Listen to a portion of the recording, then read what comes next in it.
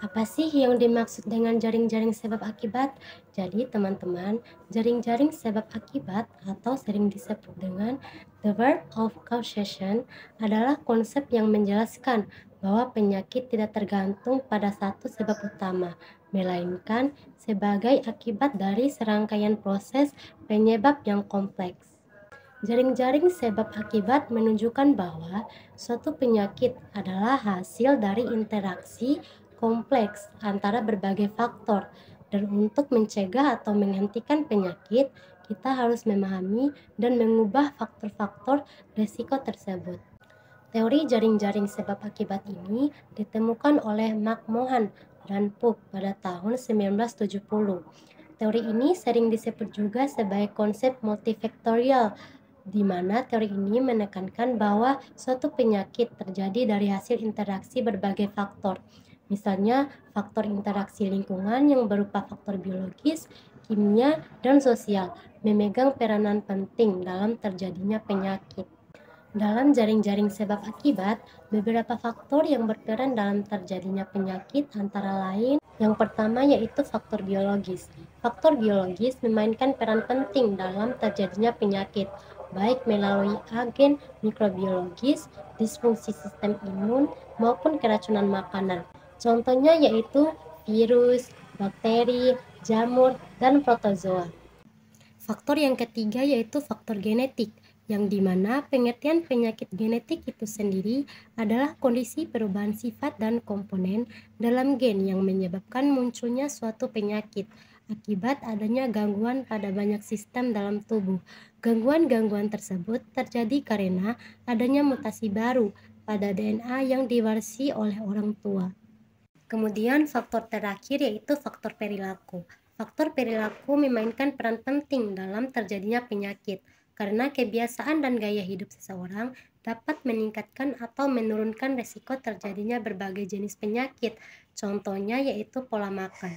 Konsumsi makan yang tidak seimbang, terutama yang tinggi lemak, gula, dan garam dapat meningkatkan resiko terjadinya penyakit seperti diabetes, hipertensi, dan penyakit jantung koroner.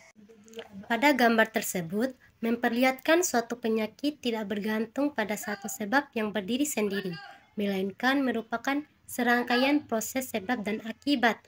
Perubahan dari salah satu faktor akan mengubah keseimbangan antara mereka, yang berakibat bertambah atau berkurangnya penyakit yang bersangkutan. Dengan demikian, timbulnya penyakit dapat dicegah atau diatasi dengan memotong rantai pada berbagai titik.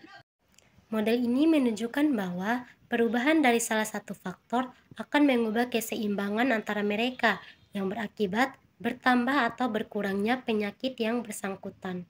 Adapun contoh penyakitnya yaitu penyakit jantung koroner atau PJK yang disebabkan oleh kerusakan lapisan dinding arteri bagian dalam yang dapat dipicu oleh beberapa faktor.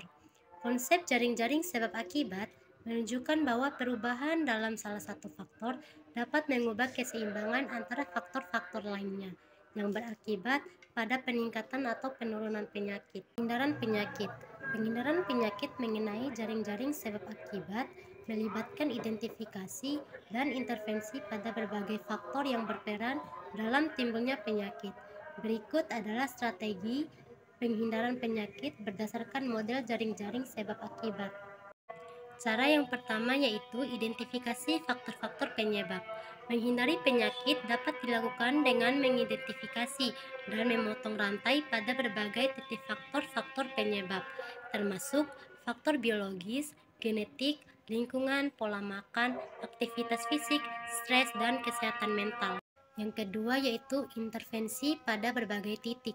Intervensi berbagai titik dapat dilakukan untuk mencegah penyakit dengan mengidentifikasi dan memotong rantai pada berbagai titik faktor-faktor penyebab, termasuk faktor biologis, genetik, lingkungan, dan perilaku. Contohnya yaitu mengurangi konsumsi makanan, meningkatkan aktivitas fisik, dan mengubah perilaku makan. Kemudian yang terakhir yaitu pengaruh keseimbangan tubuh.